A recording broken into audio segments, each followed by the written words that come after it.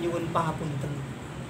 Sederek kula asring mirengaken piwucalipun para pinter, para mubalek, para kiai bilih ing ajaran agami suci. Dipun dawuhaken benjang menungso saderengipun manjing ing alam kelanggengan badhe nglangkungi ingkang winastan siratal mustaqim utawi tiyang Jawi mastani weta galagil. Sinten ingkang saged nglangkungi siratal mustaqim utawi weta galagil kasebat badhe minggah dhateng kasuwargan.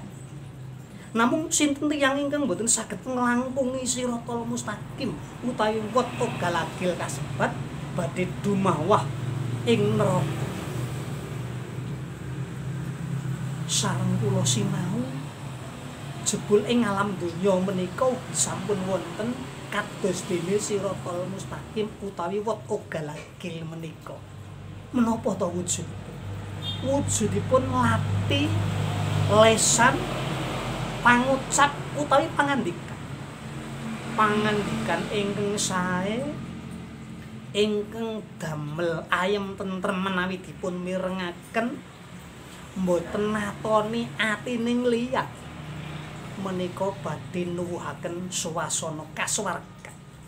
Namung kosok wangsulipun pangandikan ingkang awon semu adu-adu utawi provokatif, pangandikan ingkang damel tato atining liyan menika sami kemawon damel swasana neraka jahanam. Paramila sederek sami-sami ngedalaken pangucap tinimbang pangucap sing ala langkung prayogi pangucap ingkang sae. Lumantar menapa kemawon media sosial dipun serat utawi dipun lesanaken badhe langkung nuwuhaken swasana kasuwargan pangucap ingkang sae. Nyuwun pangapunten. Namung nderek kudu penemu kemawon.